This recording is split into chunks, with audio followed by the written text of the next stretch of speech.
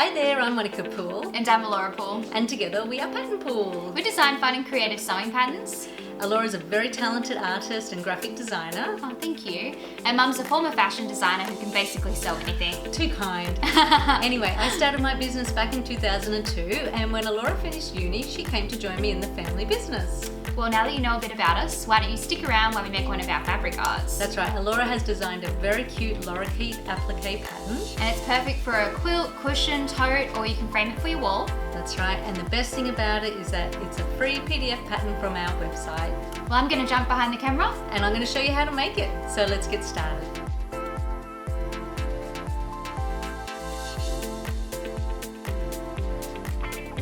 First of all, head to our website to print off your pattern. Print your pattern to actual size and it will print onto A4 or letter size paper.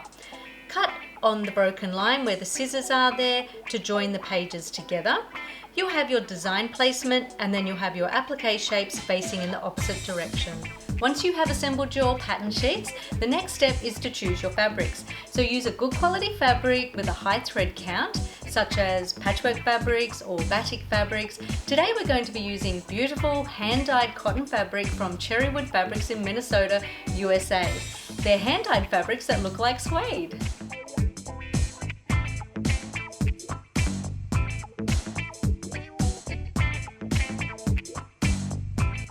Start with a background square of fabric.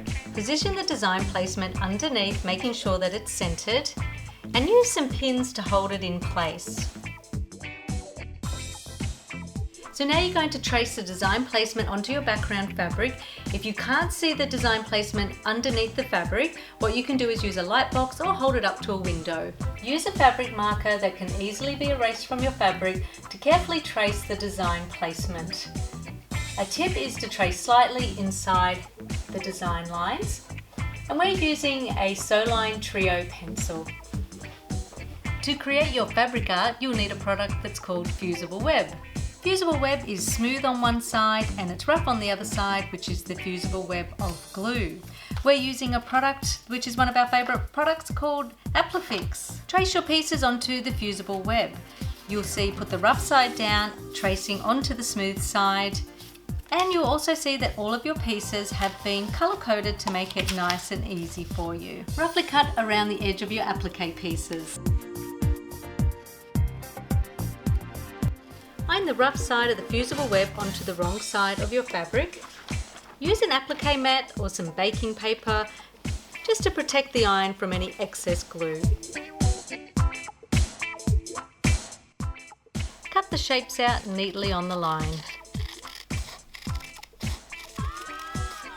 Once you finish cutting out all your shapes, you're then going to peel away the paper backing and iron them onto your background fabric.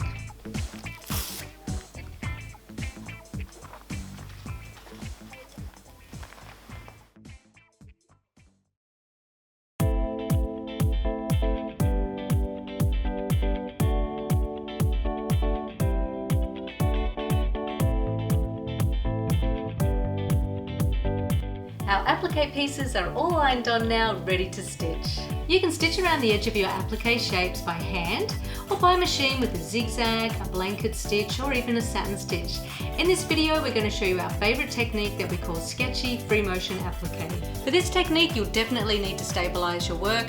We're using a very thin, flat, dense iron-on pellon, or you can use a medium weight tearaway. For this technique you're going to need a free motion foot, a size 80 quilting or top stitch needle, and you'll also need to drop your bead dogs. So let's get sewing. First of all, bring your bobbin thread up to the top of your fabric. Secure with a few stitches, then snip away the excess threads. This will prevent the bobbin thread from tangling in the stitching on the back of the fabric. Using gloves with rubber fingers will help to grip the fabric and make it easier to maneuver the work under your needle. With the feed dogs dropped, think of the needle as a pencil sketching around the outer edge of the shapes 3 or 4 times. We're not aiming for perfection, just a creative, sketchy look. Work in small sections such as one edge of a shape, sewing forwards, backwards and forwards before moving on to the next side of the shape. I like to turn my work in the direction that I'm about to sew. I also like to blend from one shape onto another. Basically, just have fun and be careful not to sew your fingers.